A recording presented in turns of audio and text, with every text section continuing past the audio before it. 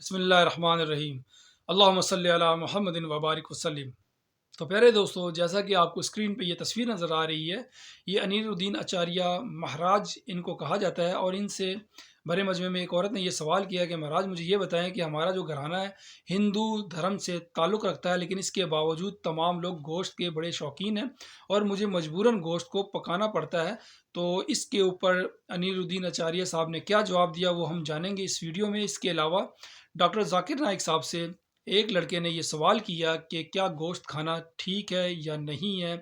तो डॉक्टर जाकिर नाइक साहब ने बड़ा ही अच्छा जवाब दिया है, उसको साइंस के ज़रिए से भी साबित किया और कुरान पाक का भी हवाला दिया। और साथ ही उन्होंने ये बताया कि हमारे दांतों का जो हिसाब व किताब है, जिस तरह बनाया गया है, जो बनावट है, उससे ये बात वाज़ेह है कि अल्लाह पाक ने ये दांत के जो बनावट है उससे आप गोश्त भी खा सकते हैं और पालक सब्ज़ी वग़ैरह भी खा सकते हैं। और इसके अलावा जो हमारे मैदे का हिसाब व किताब है वो भी इसी तरह है कि इससे आप या गोश्त खाएं या पालक वग़ैरह सब्ज़ी खाएं, वो दोनों ही तरीके से हज़म करता है। तो वीडियो इंतहाई इंटरेस्टिंग है, तो आपसे गुजारिश है कि वीडियो को एंड तक देखें ताकि आपको बात की समझ आ सके। तो चलते हैं आज की अपनी वीडियो की तरफ। अभी मैं दरभंगा से आई हूँ। मेरी माँ पापा और मेरे बेबी भी आए हैं। गुरुजी, मैं आपसे ये पूछना चाहती हूँ कि मैं नॉनवेज नहीं खाती हूँ, लड्डू गोपाल का सेवा करती हूँ, रखी हुई हूँ, लेकिन मेरे फैमिली में सभी खाते हैं और मुझे जो है बनाना पड़ता है। नहीं बनाऊंगी वो भी नहीं होगा। क्यों परिवार में क्यों सभी बनाना खाते पड़ा? हैं। किसके लिए बनाना पड़ता है? ससुराल में सभी खाते हैं, ऑल फैमिली खाते हैं। मेरे हस्बैंड भी खाते हैं, मेरे बच्चे भी खाते हैं। पति आए हैं आपके? नहीं, वो नहीं आए हैं। और मैं उनको बोलती हूँ कि मुझे यहाँ नहीं रहना है क्योंकि मैं लड्डू गोपाल का सही से सेवा नहीं कर अच्छा, पाती हूँ। बिहार में मांस लगभग सभी लोग खाते हैं क्या? हाँ हाँ हाँ, हैं? कुछ लोग तो बच्चे 60-70% तो खाते ही हैं। कितने परसेंट? 60-70% तो खाते ही हैं।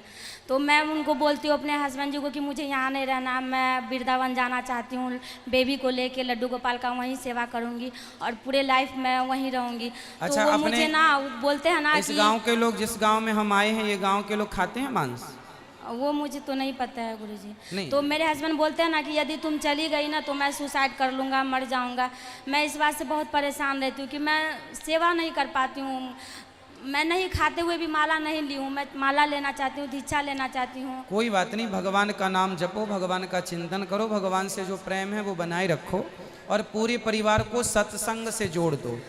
आपका सवाल, जैसे मैंने कहा कि मुसलमान को नॉनवेज खाना फ़र्ज नहीं है, लेकिन क्योंकि अल्लाह सुब्हाना व ताला ने हमें इजाज़त दी है, कुरान मजीद में लिखा है सूरह माइदा सूरा नंबर 5 आयत नंबर 1 में कि वो जानवर जो आपके लिए हलाल है, 4 पाँव के जो आपके लिए हलाल है, उसको आप खा सकते हैं। लिखा है सूरह नहल में सूरा नंबर 16 आयत नंबर 5 में भी कि वो जानवर जो आपके लिए हलाल है उसका गोश्त आप खा सकते हैं। ये लिखा है सूरह मोमिनून में सूरा नंबर 23 आयत नंबर 18 में भी। कई जगह लिखा है कि आप हलाल जानवर का गोश्त खा सकते हैं। जब कुरान मजीद में हमारे खालिक, हमारा रब, हमारा अल्लाह सुब्हाना व तआला परमिशन देता है तो हम क्यों ना खाएं।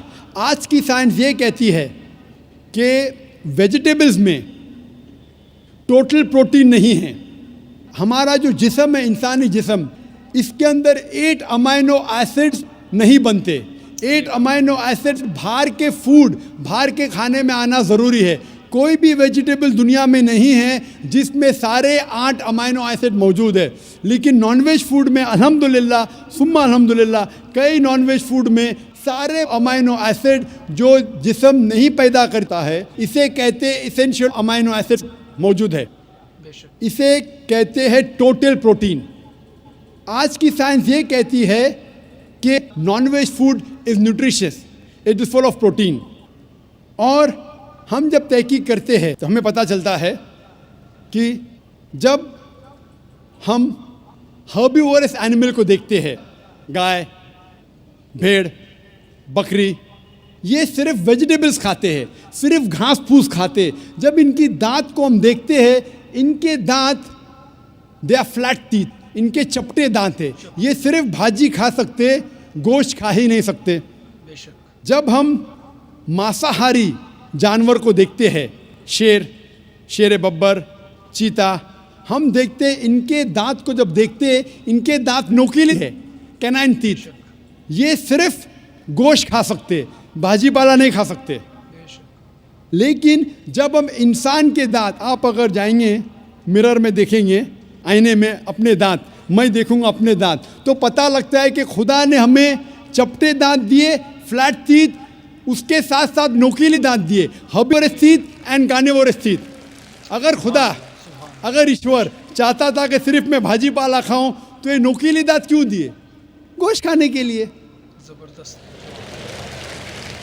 आज की साइंस कहती है डाइजेस्टिव सिस्टम जो है, जो शाकाहारी जानवर के डाइजेस्टिव सिस्टम है, वो सिर्फ वेजिटेबल्स डाइजेस्ट कर सकते हैं, भाजी पाला, गोश्त को डाइजेस्ट नहीं कर सकते। लेकिन जो कार्निवोरस एनिमल्स है, कार्निवोरस जानवर है, लायन, टाइगर, लेपर्ड, वो सिर्फ गोश्त को डाइजेस्ट कर सकते, भाजी पाला डाइजेस्ट नहीं कर सकते।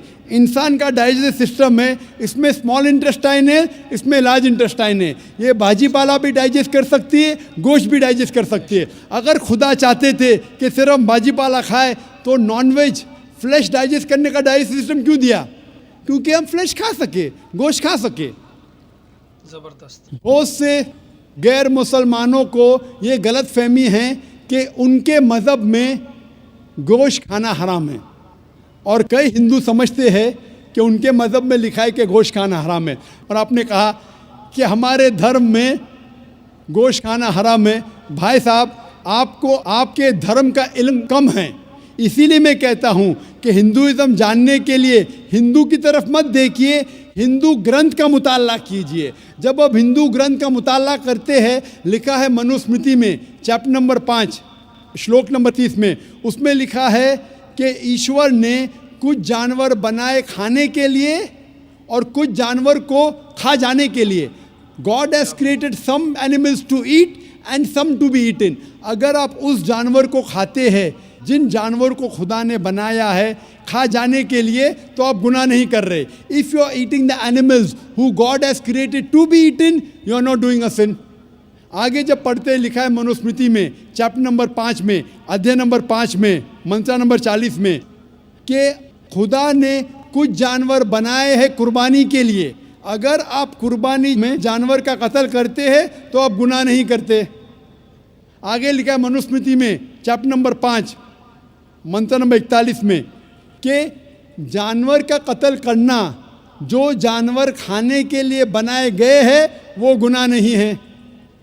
इसी तरीके से कई जगह वेद में लिखा है कि ऋषि गोश्त खाते थे, जानवर को खाते थे।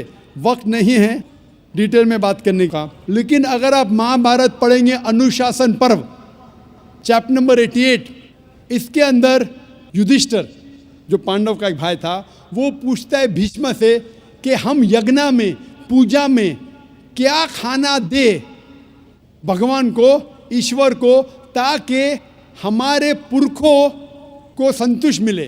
तो भीष्म कहता है युधिष्ठिर से कि आप यज्ञ में अगर भाजी पाला देंगे तो हमारे बाप दादा 1 महीने के लिए खुश रहेंगे। 1 महीने, अगर आप मच्छी देंगे 2 महीने के लिए, 2 महीने के लिए मछली, अगर आप खरगोश देंगे 3 महीने के लिए, खरगोश 3, अगर गोश्त देंगे तो 4 महीने के लिए, 4, अगर आप बेकन देंगे तो 5 महीने के लिए, अगर परिंदे का गोश्त देंगे तो 6 महीने के लिए, अगर हिरन का गोश्त देंगे तो 7 महीने के लिए। पूरा मेन्यू है।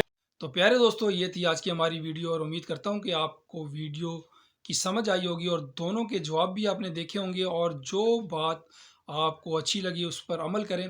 तो जाते जाते आपसे गुजारिश है कि हमारे चैनल को भी सब्सक्राइब कर दें और अपने दोस्त को इजाज़त दें। इंशाल्लाह अगली वीडियो के साथ फिर मिलेंगे। अल्लाह हाफिज़।